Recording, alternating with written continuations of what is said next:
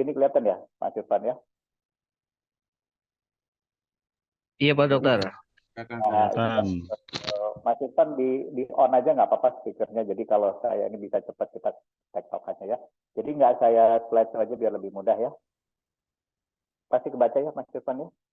Oke, Masih Pak. jadi kita mulai kanker itu apa sih? Jadi sebenarnya kalau kita bicara kanker ini memang pertama adalah kita yakinkan dulu bahwa ini merupakan penyakit yang bukan penyakit menular ya, bukan penyakit infeksi dan bukan penyakit menular. Di sini di mana ini ada sel atau jaringan tubuh yang abnormal, yang bersifat ganas, tumbuh cepat dan tidak bisa kita kendalikan.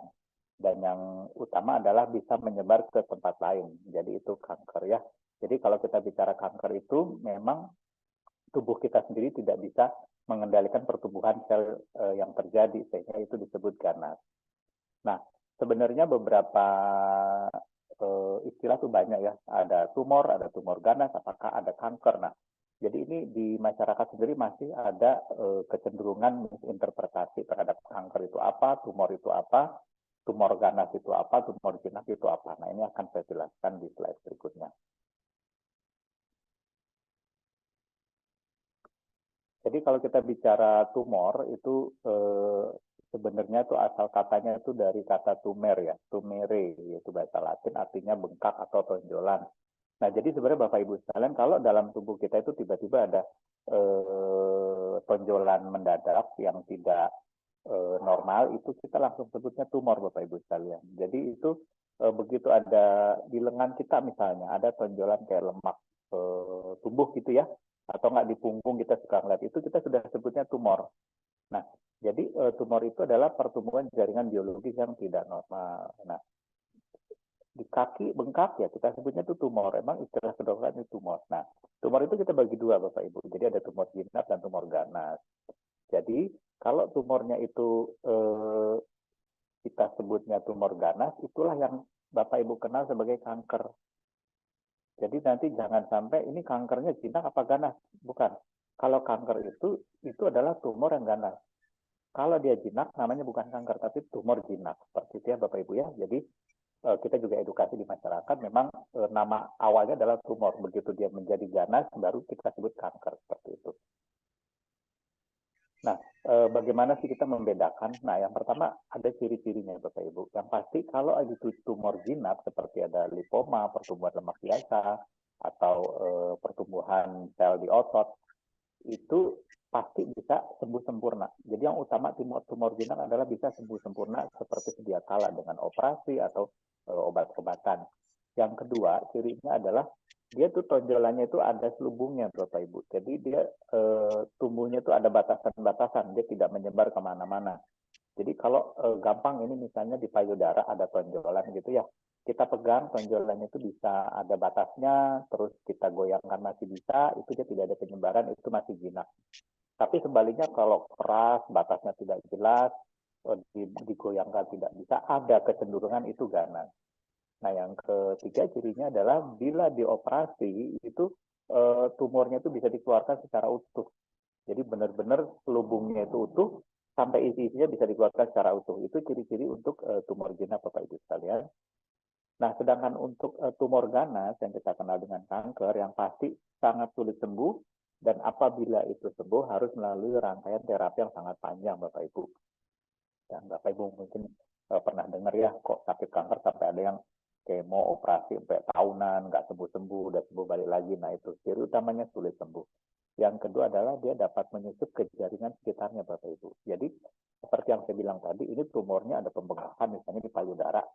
Terus kok ini bisa ke jaringan sekitarnya jadi batasnya nggak jelas. Nah itu hati-hati kecenderungan untuk menjadi tumor ganas atau kanker. Dan yang paling berbahaya Bapak Ibu, ini yang Bapak Ibu sebagai mitra HAI harus paham ya, bahwa tumor ganas atau kanker itu ada satu yang bahaya, yaitu penyebaran sel kankernya. Jadi misalnya kita punya sel kanker di payudara, tapi ada hal yang berbahaya yaitu sel-selnya itu bisa menyebar sampai ke liver, bisa sampai ke tulang, sampai ke otak. Nah, itu kenapa bisa menyebar? Itu karena mereka menyebar melalui pembuluh darah dan pembuluh getah bening. Dan inilah yang menjadi berbahaya. Dimanapun kankernya, apabila sudah menyebar, itu akan sangat mengancam nyawa. Nah, jadi harus paham ya Ibu Bapak, perbedaan antara tumor jinak dan tumor ganas, terutama di anak sebarnya, ya gitu ya. Yang kedua adalah statistik. Kenapa sih kita bicara masalah kanker ini kok perlu sekali ya? Ini saya dari data internasional tahun 2018 itu 18 juta kasus baru yang ada Bapak Ibu dengan angka kematian 9,6 juta. Nah ini luar biasa Bapak Ibu. Kalau kita simpulkan berarti 1 dari 5 laki-laki dan 1 dari 6 perempuan itu mengalami kejadian kanker. Artinya potensi kita bisa terkena. Nah ini kita bicara di Indonesia Bapak Ibu. Jadi kalau kita bicara di Indonesia memang ternyata kejadian kanker itu sangat luar biasa. Jadi ada 136,2 per 100.000 penduduk. Artinya ini cukup banyak Bapak Ibu. Jadi kita itu sudah di urutan 8 Asia Tenggara dan urutan 23 dan di Asia. Dan untuk laki-laki ini yang agak ini ya untuk para bapak ya. Laki-laki itu yang paling banyak kanker paru diikuti oleh kanker hati.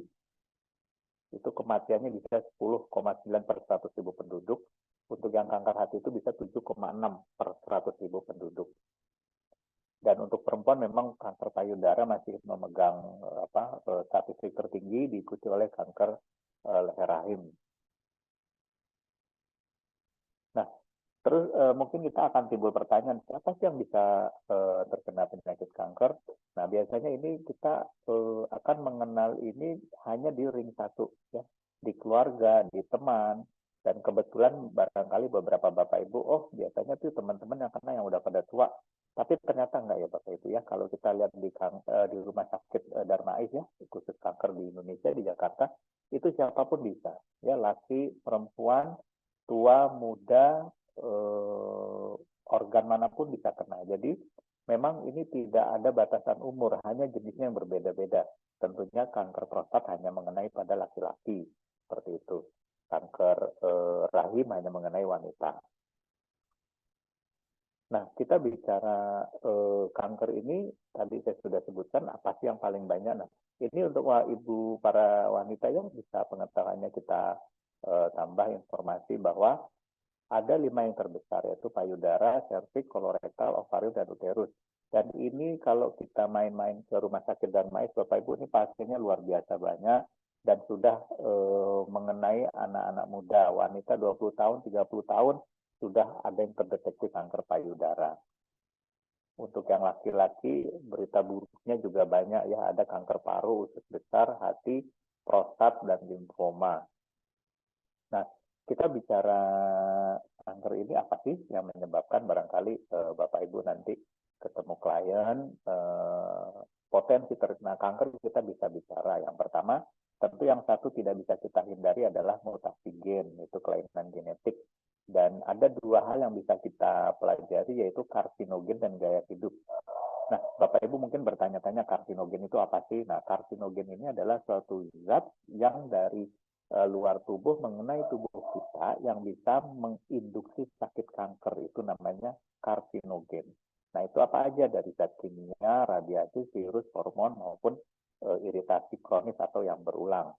Yang ketiga tentunya yang bisa kita modifikasi Bapak Ibu adalah gaya hidup. Nah, secara genetik memang seseorang mempunyai bakat untuk sakit kanker. Nah, kenapa seseorang bisa timbul lebih cepat dan yang lain tidak? Ini adalah gaya hidup seperti makanan, merokok, dan perilaku seksual yang bebas. Kalau kita lihat di sini, tadi ada poin yang namanya karsinogen ya Bapak Ibu. Ini mungkin bagi Bapak Ibu sekalian masih agak baru ya. Ini akan saya jelaskan bahwa karsinogen itu adalah zat-zat yang bisa menginduksi kanker seperti zat kimia. Itu ini banyak sekali ya zat kimianya. Asap rokok itu juga masuk, pewarna masuk, plastik masuk, cat masuk, dan obat-obat tertentu masuk ya. Radiasi, nah ini hati-hati, orang yang terkena radiasi terlalu sering itu juga bisa menyebabkan kanker ya. Sinar ultraviolet itu juga cukup berbahaya ya dari matahari Bapak Ibu, makanya sekarang sudah ada peringatan di waktu-waktu tertentu sebaiknya kita tidak terpapar matahari terlalu lama. Virus juga banyak sekali, ini ada perilaku seks bebas ya, ada virus herpes yang bisa menyebabkan kanker leher rahim. Hormonal juga bisa, biasanya pada payudara, rahim, dan prostat. Dan iritasi kronis atau iritasi kronis jadi ada yang berulang gitu ya, iritasi yang berulang seperti kita penggunaan gigi palsu itu juga bisa ya, plastik, kaca, metal dan yang lain-lain. Nah, kenapa tadi di setting juga gaya hidup ya? Ternyata setelah diteliti ya 85% kanker dipengaruhi oleh faktor lingkungan hidup. Ini bisa polanya ya. 50% diantaranya akibat makanan atau minuman, 35% akibat merokok, 5% akibat pekerjaan, dan 10% belum diketahui. Jadi memang di sini gaya hidup Bapak Ibu sangat memegang peranan penting dalam penyakit kanker. Oke, kita bicara penyebab, sudah mengenal, tentu kita butuh informasi bagaimana kita mencegah, Bapak Ibu sekalian. Yang utama adalah kita lakukan lifestyle changes, yaitu perubahan gaya hidup. Yang pertama bisa stop merokok atau menjadi perokok pasif. Yang kedua, atur pola makan sehingga berat badan seimbang, meningkatkan aktivitas fisik atau olahraga, dan yang penting ini saya kasih highlight Bapak Ibu, makan buah dan sayuran, serta makan banyak serat dan rendah lemak. Ada pepatah yang mengatakan you are what you eat. Jadi apapun yang kita masuk ke dalam mulut kita itu nanti akan jadi sesuatu di waktu yang akan datang. Berikutnya juga bisa menghindari alkohol dan kita kurangi pajanan. Nah Bapak Ibu sekalian, ini kenapa saya highlight ya yang makan buah dan sayuran. Ini hubungannya nanti dengan herbal kita, karena herbal kita juga berbasis non kimia ya. Jadi nanti Ibu juga bisa memasarkan untuk makanan seimbang ini. Kadang-kadang kita memang sulit, sehingga memang untuk maintenance nanti membutuhkan herbal yang produk-produk ada di HAI. Nah, Bapak Ibu perlu tahu, jadi nanti apabila bertemu klien, ada yang memang untuk pencegahan, maintenance, atau yang memang sudah sakit. Bapak Ibu harus pahami dulu, pengobatan kanker itu ada operasi, radiasi, dan kemoterapi. Biasanya nanti Bapak Ibu akan bertanya, Ibu Bapak sakit kanker sekarang di tahap apa? Oh kemarin sudah operasi, terus direncanakan radiasi dan kemoterapi. Nah itu yang Ibu Bapak harus tahu. 3 ini biasanya ada yang dilakukan hanya 1, ada yang 2 maupun ketiganya dilakukan. Sehingga nanti barangkali kita bisa masuk-masuk kapan ini herbalnya akan masuk. Tentunya kalau saya berprinsip adalah herbal ini sebagai terapi tambahan ya, jangan sekali-sekali kita meniadakan untuk terapi dari rumah sakit ya. Jadi Ibu Bapak juga harus paham. Nanti saya akan jelaskan lebih detail ditanya jawab ya barangkali ya.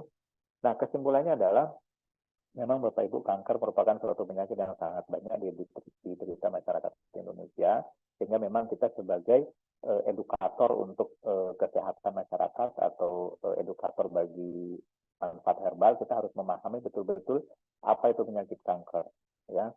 Dan yang kedua harus diketahui adalah kanker ini sangat sulit disembuhkan Bapak Ibu. Dan pengobatannya itu pun sangat mahal, memakan waktu lama dan sangat melelahkan. Jadi akan berat bagi pasien apabila sudah melalui pengobatan yang sangat mahal dan lama, tidak kita maintain, 1 tahun, 2 tahun akan berulang terjadi lagi, atau akan terjadi relapse kita sebutnya, yaitu kekambuhan penyakit kanker. Dan ketiga, setelah kita mengetahui dan mengenal kanker, tentu kita perlu melakukan strategi pencegahan timbulnya penyakit kanker. Dan itu sangat banyak yang sudah saya sebutkan tadi. Dan salah satu hal yang bisa dilakukan adalah memperbaiki pola hidup, seperti pola makan dan kebiasaan. Dan di sini nanti paket herbal kita yang sudah diterangkan Bu Irin barangkali bisa masuk sebagai salah satu alternatif pemeliharaan kesehatan untuk mencegah penyakit kanker. Itu aja, terima kasih Bapak Ibu sekalian. Mohon maaf ini agak ngebut ya, soalnya waktunya khawatir Bapak Ibu sudah terlalu malam. Ya. Barangkali Mas Irfan saya kembalikan, ada yang kurang jelas atau kita diskusi. Kebetulan ada Ibu Irin, jadi kita bisa saling share pengalaman. Terima kasih. Saya stop share ya, Mas Irfan. Oke, baik. Terima kasih banyak Pak Dokter. Ya, Bapak Ibu, silakan yang mau bertanya. Saya Pan mau tanya Pan. Oke, siap. Mana ini? Kameranya open dulu. Kamera. Siapa Harus ini? pakai Suaranya kamera. suara. Ya, biar kelihatan. Oh, Pak Barli ya. Silakan Pak Barli. Dok mau tanya, kalau dari penyebab-penyebab tadi itu apakah dengan keasaman tubuh kita, terutama perut itu bisa lebih cepat pergerakan kankernya, Dok? Ya, jadi ini pertanyaannya dalam nih Pak Barlian ini. Jadi bagus sekali ya. Jadi hal-hal yang saya sebutkan tadi itu sebenarnya gini. Satu dari lingkungan ya, lingkungan hidup, kedua pola makan ya. Nah, penyebabnya yang dari lingkungan hidup itu ada yang kita sebutkan itu adalah karsinogenik. Nah, karsinogenik ini dari chemical, hormonal maupun pajangan seperti arang, asap, rokok dan lain-lain. Itu biasanya itu akan merangsang yang namanya inflamasi di dalam tubuh kita. Itu yang pertama. Yang kedua, apabila sudah terjadi inflamasi, itu tentunya sel-sel kanker akan sel-sel tubuh kita akan berubah menjadi abnormal. Nah, di mana sel-sel perkembangan yang abnormal ini, Bapak Ibu, biasanya memerlukan yang kita sebut adalah suatu kondisi. Nah, tadi sudah ditanyakan masalah keasaman. Nah, yang jadi masalah adalah keasaman tubuh kita ini apabila tidak seimbang, Bapak Ibu, justru akan menjadi bumerang. Jadi pertumbuhan sel-sel itu memang pada kondisi-kondisi yang asam itu bisa mempercepat pertumbuhan. Seperti contoh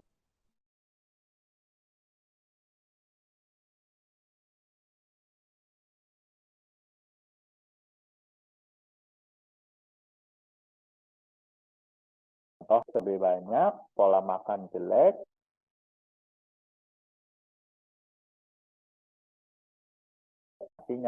dan tentunya orang yang berbeda ini akan mendapat resiko lebih besar. Jadi kadang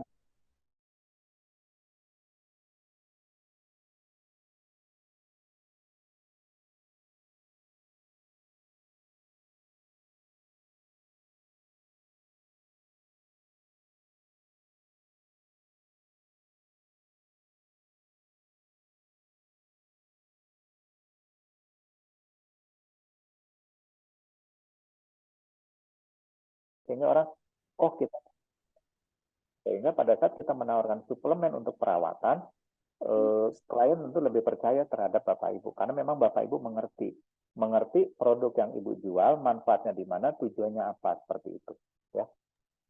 Ada lagi barangkali yang ditanyakan Bapak Ibu? Malam dok, Wandi dok. Pak Wandi, silakan Pak Wandi.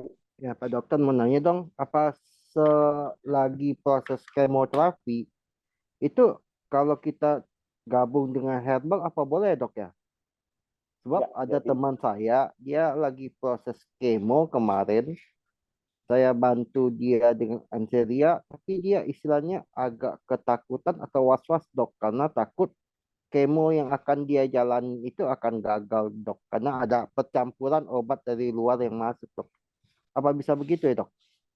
Jadi gini, Makasih dok. sebenarnya kalau, nah ini nanti dengan apa manfaatnya ya kita bicara di sini ya. Pertama, saya informasikan dulu ya. Jadi kalau pasien itu dilakukan terapi di rumah sakit, seperti contoh ada tumor yang menjadi ganas, biasanya kita buang dulu tumornya dengan operasi. Setelah operasi, karena ini ganas, sel-selnya itu masih ada menyebar di titik-titik sekitarnya. Itu harus dimatikan dengan apa? Bisa dengan radiasi dan dengan kemoterapi. Nah, pemilihan radiasi dan kemoterapi ini biasanya sesuai dengan tipe penyakitnya, Pak Wandi. Nah, penyakit kanker tertentu kemoterapinya memang agak sangat keras. Nah, tujuannya kemoterapi ini apa sih untuk di dalam penyakit kanker? Yaitu untuk membunuh sel-sel kanker. Tapi dia tidak bisa pilih-pilih, Pak Wandi. Semua selnya ikut dibunuh. Semua selnya ikut dibunuh sehingga ada yang kebotakan, ada yang sampai kurus hitam. Nah, pertanyaannya adalah pada saat kita ingin memberikan terapi kita yang harus diperhatikan adalah lebih kepada efek kemonya dulu. Pak Wandi harus lihat seperti apa. Ya itu satu. Baik. Karena ya herbal kita, namanya herbal itu kan kalau kita berangkat ke teori awal aja adalah yang pertama adalah detox ya Pak ya. Iya. Ada detoksifikasi. Nah, itu kadang-kadang detoksifikasi itu juga hasilnya bermacam-macam. Jangan sampai nanti kejadian detoksifikasi itu memperburuk keadaan kemo yang sedang berlangsung. Itu yang pertama. Ya. Yang kedua, boleh ditanyakan ini kemonya sudah berapa lama. Kemo itu paling lama ada yang setahun, ada yang 6 bulan, ada yang 3 bulan, tergantung paketnya. saran saya itu diberikan secara bertahap. Nanti Ibu Wirin bisa menginformasikan tahapan-tahapannya. Cuma kita memberikan obat itu harus wise, Pak Wandi. Ya, jadi nanti kalau ada case tertentu, Bapak boleh konsul ke saya, kita langsung diskusikan pasiennya. Jadi yang pertama tadi adalah lihat efek kemo existing seperti apa. Kalau sekarang itu lagi payah-payahnya, tentu kita harus memilih pemilihan obatnya juga harus berhati-hati untuk herbalnya. Saran saya berikan yang untuk menunjang fitnya si pasien sama-sama. Yang kedua, ketahui panjang durasi kemonya, Pak. Kalau durasi kemonya itu hanya tinggal 1 bulan, 2 bulan, tentu pemberiannya kita nanti bertahap saja. Kita bisa mulai dengan Bio Almera untuk mensupport keadaan tambah tubuh kita. Nah, setelah selesai kemo, nanti dilihat dulu hasilnya gimana. Biasanya setelah kemo itu ada waktu 1 bulan untuk pemulihan. Nah, jangan sampai pemulihannya ini ada detox, kita salah komunikasi sehingga klien tidak mau lagi. Jadi saran saya untuk case-case yang memang dia sedang kemo atau sedang radiasi, itu nanti kita bisa diskusi khusus dengan saya dan Bu Irin, karena nanti dosis-dosisnya kita berikan bertahap. Mana-mana dulu kita lihat case-nya, baru nanti setelah sudah baru perawatan kita lakukan. Seperti itu Pak Wandi. Oh baik dok, terima kasih atas info dok. Kita saya coba infoin lagi ke teman saya itu dok. Terima kasih ya dok. Saya tuh maunya kita semua ini semakin hari semakin pintar ya, bukan semakin pintar, pengetahuannya semakin bertambah, terutama di penyakitnya. Ya, jadi kita harus mengetahui penyakitnya dulu secara umum, baru masuk ke dalam herbalnya. Nanti kalau kita pelajari herbalnya tanpa mempelajari hubungan penyakitnya, nanti kita jadinya kayak cenderung tabrak sana tabrak sini seperti itu. Ya, ini Pak Wandi pertanyaannya bagus ya tadi ya. Jadi kita lihat case by case. Dok, mau tanya dok. Bu Rina, silakan. Ya. Kalau pasien kanker yang tadi ya sudah operasi, sudah kemo, ya kemudian masih mengkonsumsi obat kan yang dok dari dokter biasanya ya saya ada teman soalnya seperti itu. Terus masih dalam fase pengobatan itu, apakah masih memungkinkan untuk kambuh lagi ya kankernya? Terus kalau bisa, iya, beliau kanker payudara dok. Ya. Nah ini ada tambahan lagi ya itu tadi ya. Kanker payudara itu jenisnya banyak sekali. Ya. Ada hormonal, ada yang bukan hormonal. Jadi biar tambah edukasi ya Ibu ya. Kanker payudara itu kalau dia hormonal, itu ada yang harus minum obat terus-terusan Bu. Untuk apa? Untuk menekan hormon. Kalau dia masih muda. Tapi ada yang mutasi genetik. Kalau yang mutasi genetik nggak perlu minum obat. Selesai kemo udah cukup. Tapi kalau hormonal bisa terus-terusan. Bisa minum obatnya itu bisa 5 tahun. Nah kalau seperti itu tentunya ini kita bisa masuk sebagai supportive. Ya. Kita nggak bisa menyetop obatnya. Karena apa? Karena obat-obatnya itu untuk mengatur hormon si wanita ini.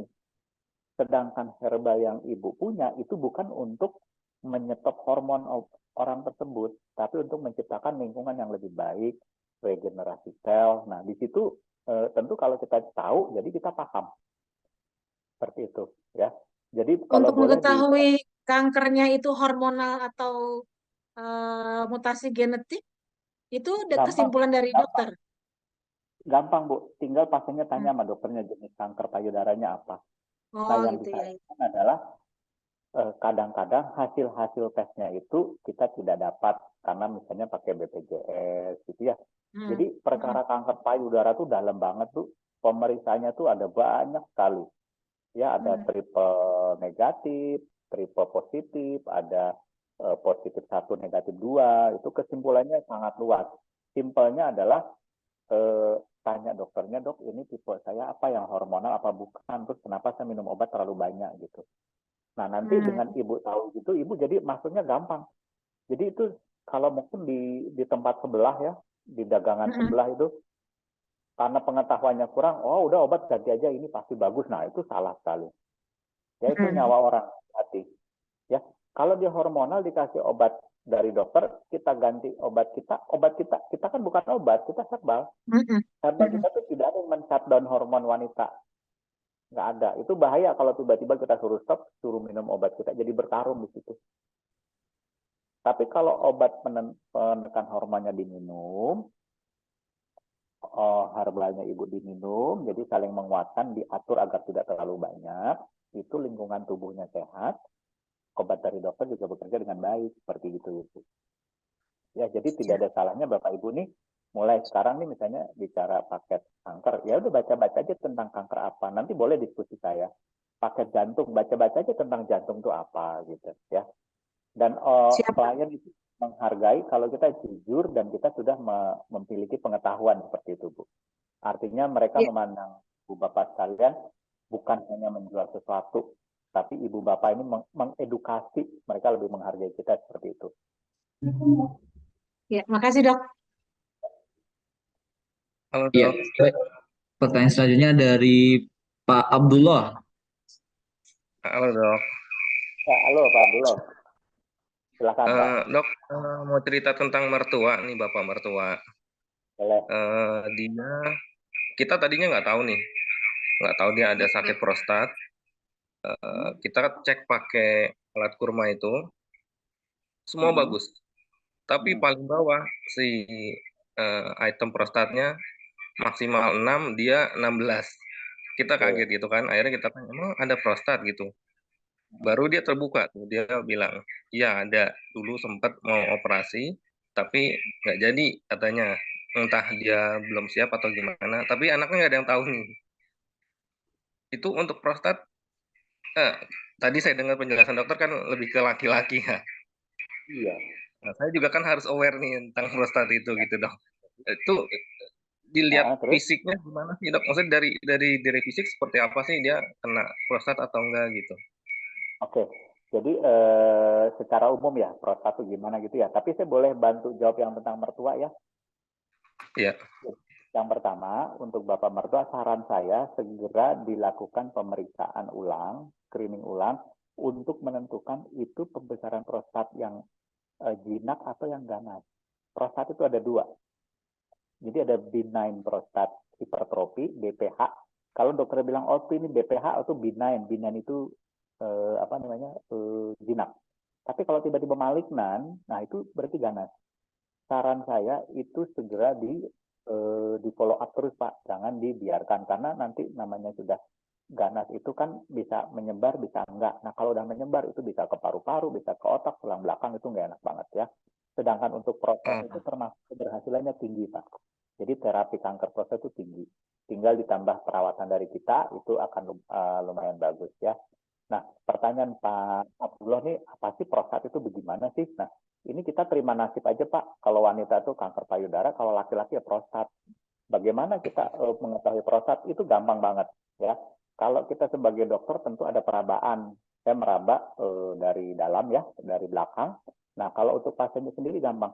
Biasanya orang yang kena prostat itu ada ciri-cirinya. Pertama itu dari usia. Di atas 40 tahun biasanya sudah mulai rentan. Nah bagaimana dok? Saya udah 45 nih. Apa sih yang dirasain? Satu, Bapak begitu buang air kecil itu mulai tidak lancar dan suka bersisa, itu ada kecenderungan pembesaran prostat. Karena apa? Jadi kalau kita bicara saluran kencing, Pak, Bapak kan tahu ya, kita kalau pipis ya, itu ada pangkalnya, Pak ya. Nah, pangkalnya agak ke belakang itu ada prostat kanan kiri. Dia lokasinya tuh di kanan kiri saluran kencing nih, begini nih. Di tengah-tengah nih saluran kencing. Kalau dia Bukan membesar seperti kan, cincin ya dok? kenapa? Bukan seperti cincin gitu ya? Dia ada kecil di kanan kiri. Nah, karena dia itu posisinya di kanan kiri, tentunya begitu membesar ya agak akan seperti tampak mengelilingi, tapi dia agak ada di kanan kiri. Nah, kalau Bapak udah biasa 40, tengah malam kok pipis sudah berkali-kali gitu ya. Terus setiap pipis saya belum selesai, pipis udah selesai pipis nih, Bapak masih nunggu lama nih. Nunggu lama. Sampai dia keluar semua sedikit-sedikit. Nah, itu udah ada kemungkinan pembesaran prostat. Bisa periksa laboratorium dulu PSA atau Bapak langsung ke rectal touche itu yaitu pemeriksaan dari rektal oleh dokter ahli tentunya seperti itu ya. Kalau untuk kita apa sih yang bisa dilakukan ya, kalau nggak ada herbal ini ya banyak makan semangka misalnya itu ya. Cuma kalau kita kan sudah ada sebenarnya pola hidup sehat aja Pak, Bio Almera terus Anseria dengan dosis maintenance itu juga cukup bagus. Saran yang Ya buat dok, bapak makasih mertua dok. kita diabaikan, kasihan. Eh, agak sulit kalau dikasih masukan dari anaknya gitu Pak. Ya biasanya ya kita kalau belum ampun-ampunan memang males kita, takut duluan. Gitu. Iya, makasih dok. Usia Ya berapa Pak, Pak Abdullah? Pak Abdullah usia berapa? saya 41. Udah 40 ke atas. Diingetin mulai besok ya, kalau ke toilet berapa detik. Tapi masih lancar Pak. Masih lancar. Ibu di sini kalau suaminya ke toilet ditungguin Bu, kalau lama ya udah kemungkinan ada gejala prostat. Ya, terima kasih dok penjelasannya dok. Sama-sama. Ada lagi Bapak Ibu sekalian? Ya, silakan yang mau bertanya lagi. Ini ada Bu Nova. Halo, Assalamualaikum Bu. Silakan. Ya, tutup kamera ya.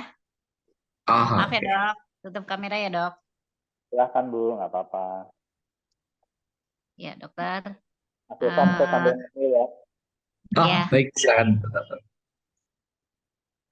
Terima kasih ya atas kesempatan malam ini dokter. Lama nggak ketemu. Alhamdulillah malam ini bisa berbagi. Pertama, saya mau menginfokan ini terkait dengan apa namanya yang pernah saya konsulkan ke dokter tuh, papa saya ya. Papa saya yang pernah tahun lalu bulan Oktober EFGR-nya itu sempat turun masuk stadium 3 ya. Yang apa namanya penurunan fungsi ginjal stadium 3. Ya. Nah, alhamdulillah tuh dok selama sebulan itu saya terapi dengan Bio Almera papa saya. Terus kemudian saya kasih apa namanya sebagin. Saya kasih sebagin. Nah, alhamdulillah kemarin ada pemeriksaan darah lagi.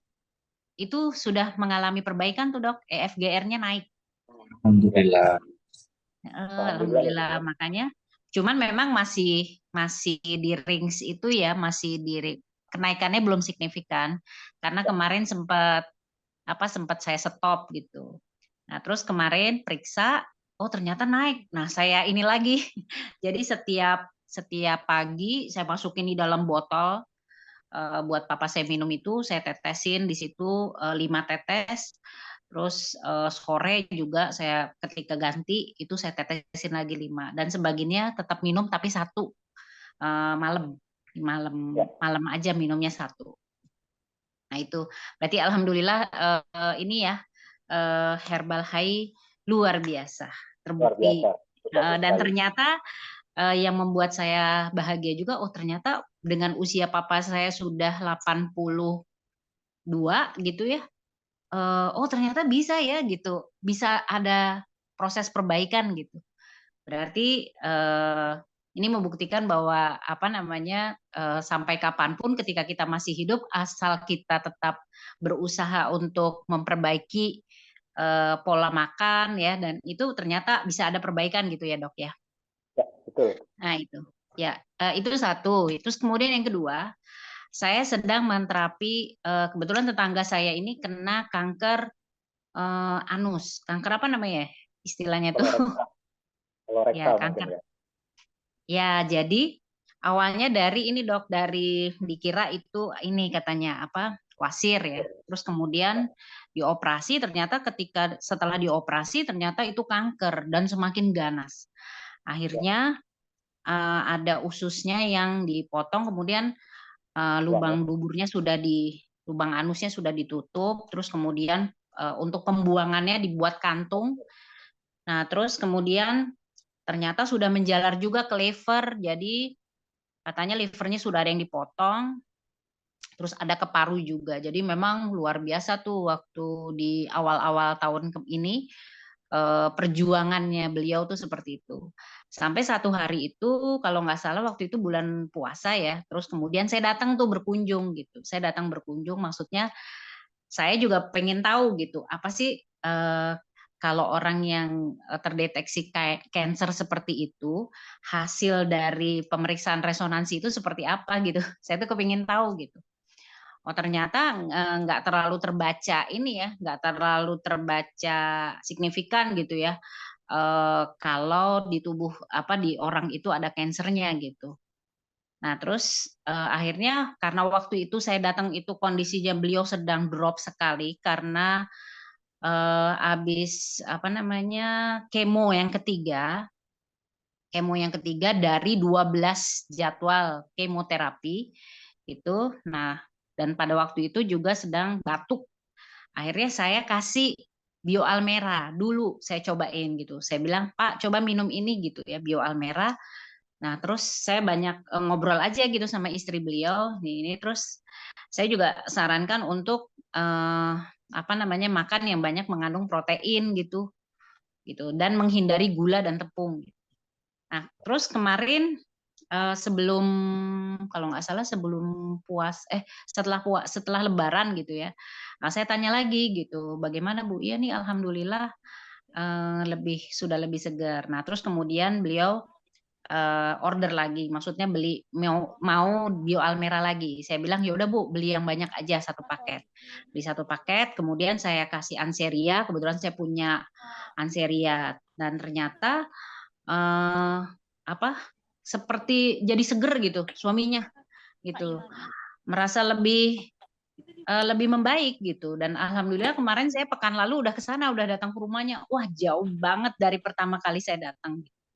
Nah, dan ternyata dok, kan terus saya cek lagi pakai resonansi ya. Oh ternyata ada perubahannya adalah ternyata di ginjalnya mulai ada itu protein. Sudah ada protein di ginjal. Terus SGOT, SGPT-nya kalau dari hasil darah itu saya lihat udah kembali ke normal gitu.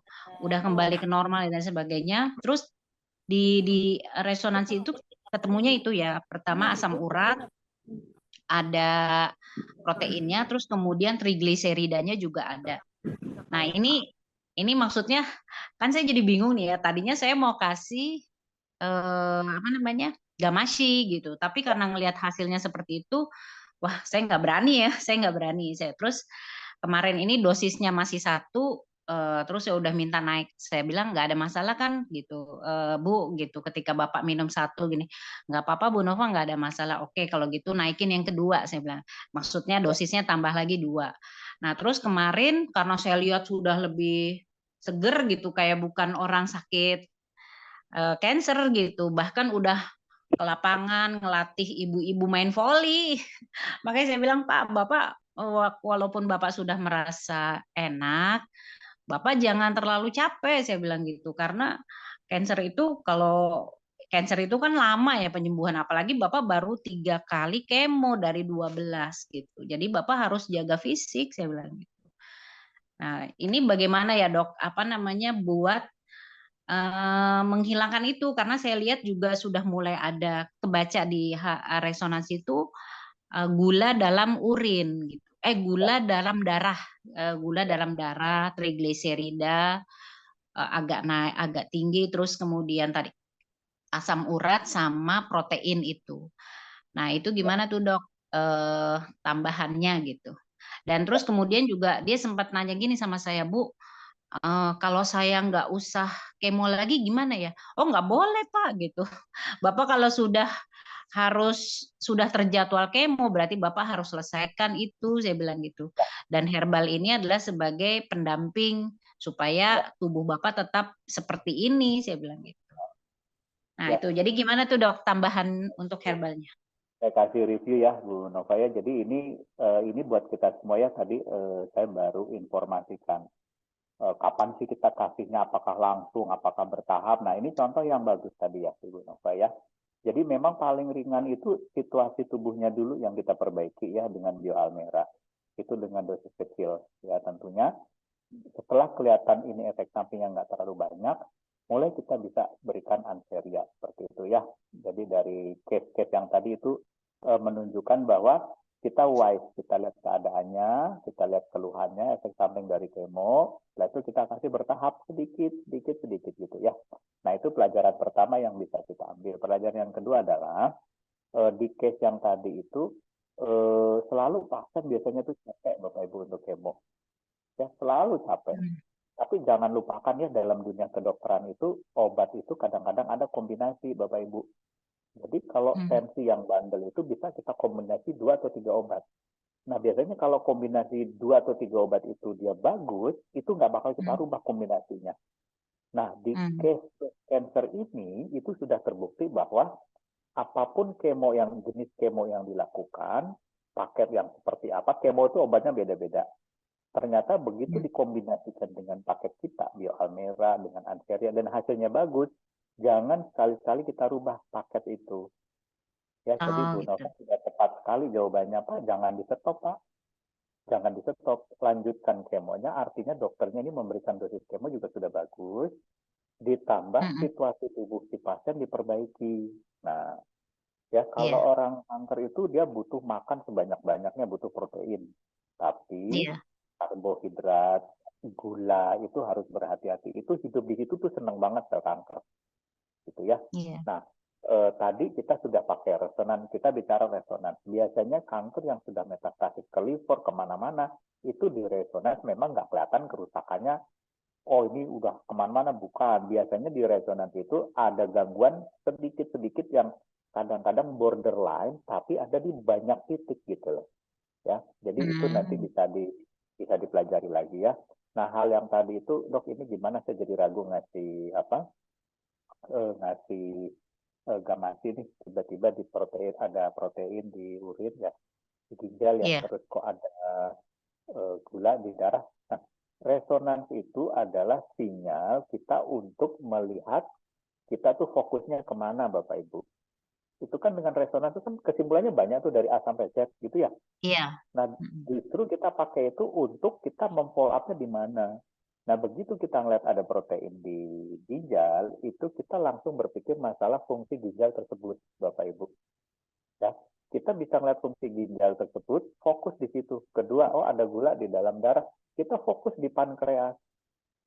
Nah, kalau saran saya, dengan kita melakukan pemeriksaan resonan, itu sebaiknya apabila sudah ada beberapa organ yang kita fokus di situ, langsung kita konfirmasi dengan pemeriksaan di laboratorium. Nah, kalau saya jadi Bu Nova, saya ajukan, Pak, yuk kita cek urin kreatinin, sama kita cek urin rutin ya.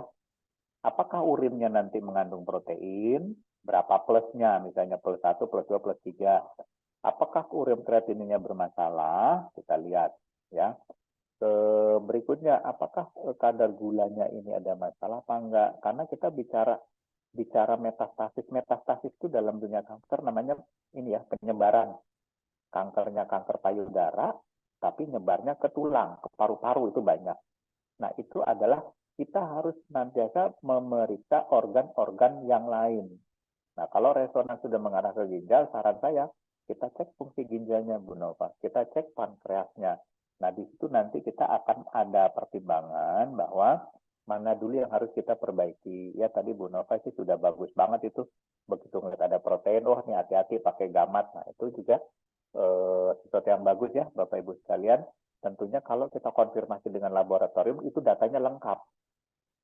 Nanti kalau Ibu Nova menganjurkan seperti itu dan ada temuan-temuan, itu pasien niscaya akan nggak mau jauh-jauh dari Bu Nova itu. Ya, kok akurat sekali nih, habis di resonan saya disuruh periksa ini, ternyata ada ini. Nah, itu di situ peranan resonan dan kita itu seperti itu Bu Nova. Jadi, saya tunggu barangkali data-data laboratorium konfirmasinya Bu Nova. Nah, nanti kalau sudah, itu tentu kan ada terapi pertama, terapi primary terapi itu yang kankernya tadi, itu sudah cocok ya. Kalau mau dirubah dosis, harus koordinasi dengan Bu Irin juga ya, yang tadi BioAlmera-nya seberapa, Anseria-nya seberapa.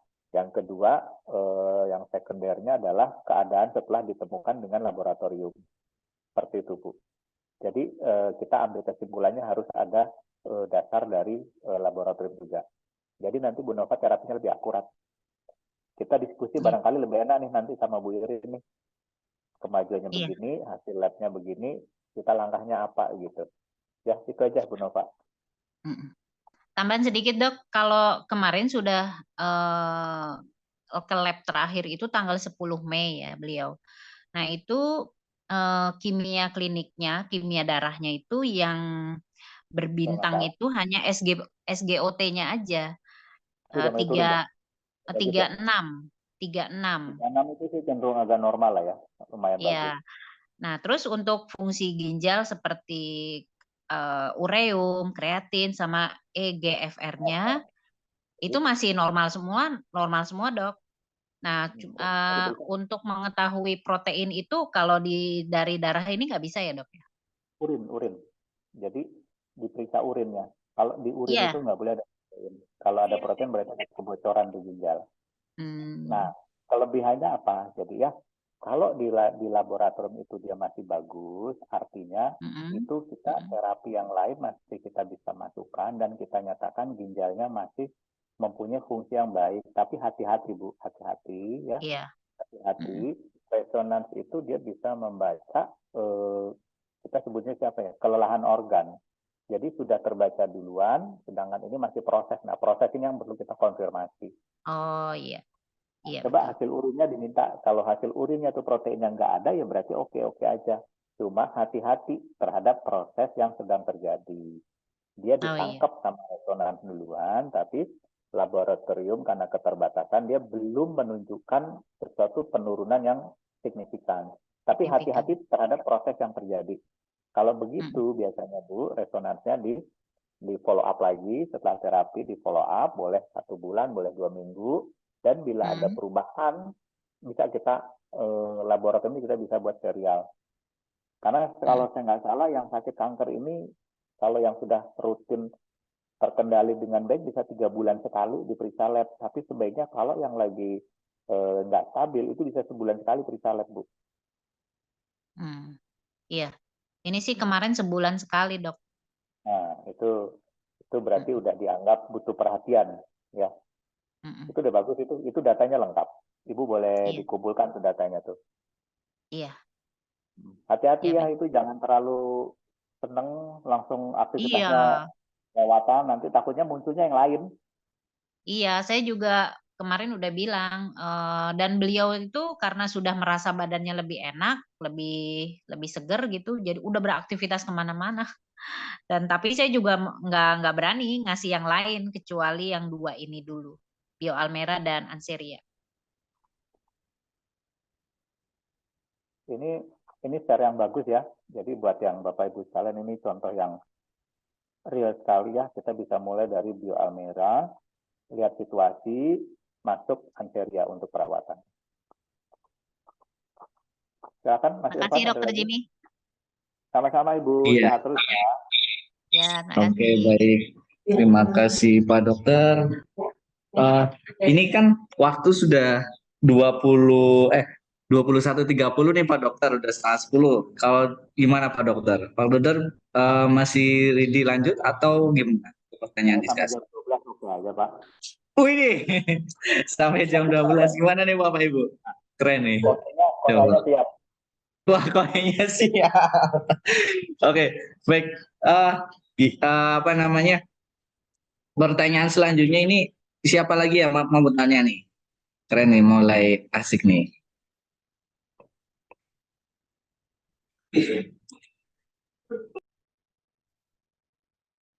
Nah, buat produknya ada, saya ambil dulu. Anseria, Gamat,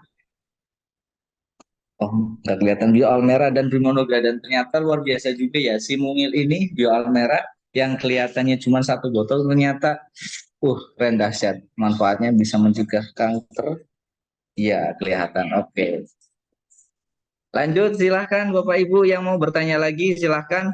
Oh, ada pertanyaan Pak Dokter. Ini untuk materi gimana Pak Dokter? Kalau untuk share materi gimana Pak Dokter? Boleh? Materi boleh. Ini materi dasar ya. Jadi kalau dunia kedokteran itu kan kita mau ngertinya susah kalau langsung banyak gitu loh Mas Irfan. Jadi ini memang ini dasar sekali. Nanti saya share ke Mas Irfan, boleh siapa yang mau silahkan di-share saja. Untuk lebih dalamnya barangkali nanti bisa sesi-sesi berikutnya Mas Irfan, misalnya pokok bahasan khusus kanker payudara itu yang paling banyak misalnya gitu ya. Nah itu nanti akan dalam lagi, kemonya itu seperti apa sih, radiasinya seperti apa sih, jenis-jenis kanker payudaranya itu kayak apa sih. Nah dari situ Tanda-tandanya. tanda-tandanya, dari situ kita bisa masuk. Jadi kuncinya adalah klien itu akan respect dengan kita kalau kita tuh tahu penyakitnya. Pertanyaannya adalah orang penyakitnya aja nggak tahu gimana mau ngasih obat gitu loh, ya. Nanti kalau penyakitnya kita sudah kenal dengan baik, sampai pada satu titik untuk pencegahannya pun kita sudah percaya diri. Oh ibu umur sekian, orang tuanya ada yang sakit ini, oke boleh minum ini aja deh, rutin deh. Nah itu lebih enak. Kalau ditanya kenapa, kita bisa bicara satu, penyakit ini banyak loh, genetik loh, ibunya bapak tuh begini, kemungkinannya ibu kena ini nih. Ditambah lagi penyakit ini nih kental dengan lifestyle ibu yang seperti ini. Nah itu jadi semuanya akan menyambung Mas Irfan. Ya, tugas saya di sini mengedukasi bapak ibu sehingga jadi mitra yang edukatif terhadap klien-klien seperti itu. Ya. Oke, baik, terima kasih. Ada banyak penyakit tapi sedikit dasar lama-lama nggak terasa, lama-lama nanti ibu nggak sadar ya, saudara sering WA ya, selain WA herbalnya apa nanya penyakit nih, ini sakit ini gimana gitu, nanti sering deh gitu ya, asal mengedukasi orang terus. Oke, baik Pak Dokter. Jadi nanti Bapak Ibu materinya kami share di grup Hop ya, di kami siapkan di Google Drive. Jadi nanti Bapak Ibu bisa download langsung ketika udah di-share. Langsung save, keep ya. Nah, Bapak Ibu ada yang ditanyakan lagi? Silahkan pertanyaan selanjutnya. Nah ini satu Mas Irfan. Oh iya, gimana Pak Dokter? Itu bagus sekali untuk menyeimbangkan keadaan tubuh kita gitu ya. Jadi barangkali apapun keadaannya, berapapun usianya, baik muda, tua, itu bisa untuk maintenance kita yang sehat-sehat. Seperti itu. Itu edukasi yang perlu sekali kita tanamkan terhadap klien-klien kita. Ya, itu manfaatnya luar biasa. Oke. Ya. Halo Bapak Ibu semuanya. Halo. Sudah malam barangkali Mas Irfan. Oh, oke, baik. Masih di sini. Oh iya Bu Rina, yang lain mana nih? Halo. Hadir Mas Irfan. Oh iya, baik. Hadir. Masih setia menunggu Kohe nih Mas Irfan. Menunggu Kohe. Mas Irfan, akan dibagi-bagi itu paketnya. Oke, siap. Nah, ini berarti kalau untuk konsumsi seharian Pak Dokter, saya mau tanya deh, konsumsi seharian nih, sehari-harinya Bioal Merah nih Pak Dokter, gimana nih? Dosisnya berapa tetes? Iya, gimana Bu Rina? Itu favorit saya Bioal Merah.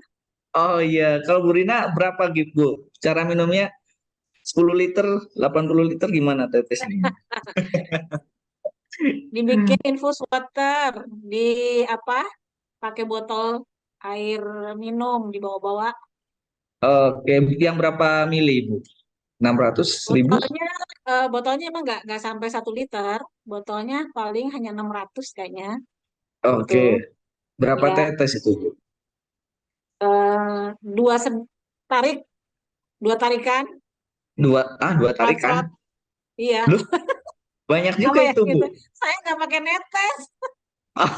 Nggak dihitung. Keren. Nggak dihitung, kelamaan. 600 mili. Saking cocoknya nih Bu Rina ini. Mantap. Keren Bu Rina.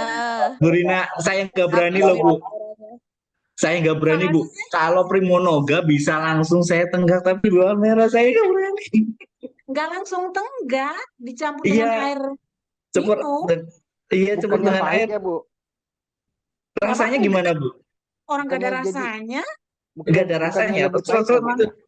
Kenapa Oh rasanya ya, pahit ya? Pahit sama Hmm. amino. wah, yang ngerasa pahit siapa ya? Saya sih nggak ngerasa pahit sama sekali. Kak, Oh, makanya kan, keren. Kak, makanya Apa? gini, Bu Dina. Ya, Bu Dina kan 2 sedotan itu full. Itu airnya berapa banyak, Bu?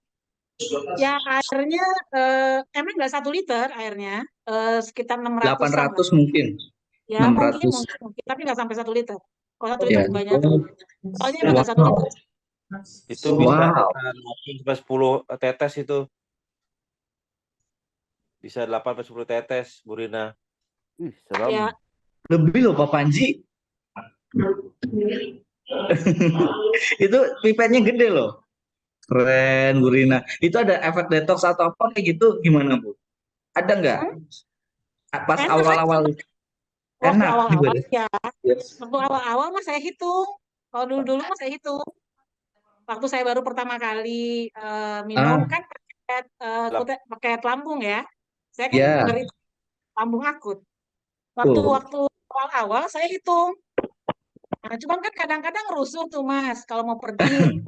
Udah Ah, nggak ya pakai ya ya. botol seret-seret udah gitu aja. Keren. Jelas masalah. Waktu awal adaptasi paket lambung itu memang ada diare. Ada diare dulu, kayak dibersihin gitu ya pencernaan saya. Tapi ya setelah apa namanya kayaknya setelah beberapa waktu nggak lama sih, paling 2 hari 3 harian kayaknya deh. Habis itu sih Oh, emang sampai sekarang ya. oke, mantap keren. Nah, ini Bu Irin untuk dosis yang normal gimana nih Bu? Ini alhamdulillah Bu Rina Jangan ikutin keren ini. saya ya, pakai Ekstrim ini. dosisnya yang bener aja. Ini khawatirnya nih setelah ini nanti Bapak Ibu yang lain ikut-ikutan dan terjadinya berbeda reaksinya. Makanya ini wow keren. Kalau Primonoga saya berani Bu. Satu botolan. Ya silakan Bu Irin. Ya, Gimana Bu ya Irin? makanya jangan ngikutin saya, ikutin saran Bairin aja. Aduh, keren, keren. Ya, oke, Bu Rina, kalau untuk dosis dosisnya 2 mili ya, Dok? Bu Rina, Apa, Bairin? itu kan 2 pipet ya? Ya, 2 pipet. Nah, itu udah overdosis kalau menurut saya. Karena memang kalau untuk aturan itu 2 sampai 5 tetes. Nah, memang bagus buat tubuh. Tapi itu nanti ada efeknya, Bu. Seperti itu. Nah, nanti kalau untuk yang lain kan pasti ada detoxnya yang nggak kuat kalau misalnya dia ada penyakit seperti itu. Ya makanya jangan Nah, ikutin saya. tapi dari Bu Rina mungkin harus dikurangin dulu, Bu. Karena tidak baik untuk tubuh. Iya. Tapi Kalau memang saya terlalu cuma banyak. sekali, Mbak Irin. Maksudnya satu kali aja minumnya, 1 botol itu aja. Jadi nggak ngulang lagi bikinnya. Iya, Sekalian itu. iya, tapi tetap itu overdosis. Sudah Oh, dihitung. masih tetap kelebihan ya? Iya, Baik. betul. Perbandingannya berarti ya Bu Irin. Betul. Kalau misalnya memang mau seharian dalam 600-800 ya tadi Bu Rina. Kayaknya sih lebih dari 600 ya.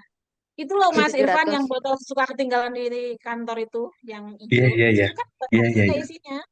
Oh iya iya iya iya. Bio Almera. Paling kalau mau 700, 10 tetes itu cukup. Gitu. Oke. Bu Irin tesnya sedikit. Iya. Kalau tesnya jangan dikit-dikit Pak. Kan banyak. Nah, ini masih nyambung nih sama dosisnya Bu Rina tadi. Saya 2-3 hari yang lalu itu kayaknya kambuh si asam lambungnya naik sampai tenggorokan. Oh. Terus saya minum Bio Almera itu gelas kecil kayak gelas belimbing, mungkin gelas aqua ya, berapa 100 mili apa 150 mili gitu. Saya kasih 5 sampai 7 tetes. Itu rasanya ya aneh sih, sama ada kayak bau amis gitu. Tapi di badan pas minum itu 2-3 jam itu langsung berasa turun. Yang tadi di tenggorokan turun gitu.